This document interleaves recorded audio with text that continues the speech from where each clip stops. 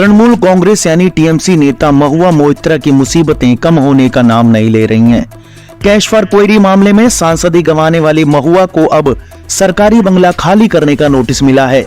Notice में सख्त लहजे में टीएमसी नेता महुआ से कहा गया है कि वह तुरंत उस बंगले को खाली करें जिसे उन्हें एक लोकसभा सांसद के तौर पर अलॉट किया गया था। महुआ वर्तमान में इसी सरकारी बंगले में रह रही हैं। टीएमसी नेता को संपदा निदेशालय की तरफ से नोटिस जारी किया गया है। संपदा निदेशालय सरकारी संपत्तियों को मैनेज करने का काम करता है। नोटिस में कहा गया है कि अगर महुआ खुद से बंगले को खाली नहीं करती हैं तो उन्हें और वहां रह रहे अन्य लोगों को परिसर से बेदखल किया जाएगा। अगर जरूरत पड़ती है तो इसके लिए बल प्रयोग भी किया जा सकता है। आमतौर पर सांसदी जाने के बाद सांसदों को उन्हें अलॉट किए गए सरकारी बंगले को तुरंत खाली करना होता है।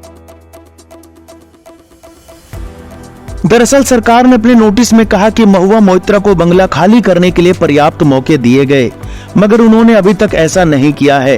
टीएमसी नेता को 7 जनवरी को सबसे पहले बंगला खाली करने को कहा गया।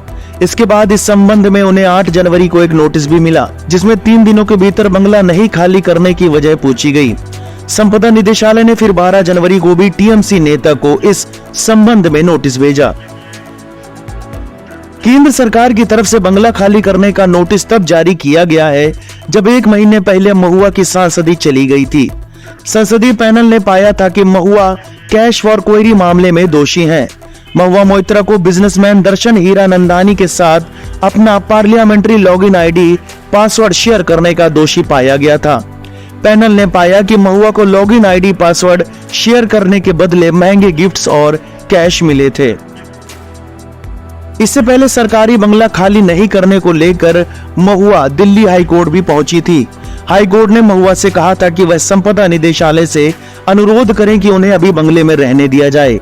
अदालत ने कहा था कि अधिकारियों को असाधारण परिस्थितियों में कुछ शुल्कों के भुगतान के आधार पर किसी व्यक्ति को 6 महीने तक रहने की इजाजत देते हैं।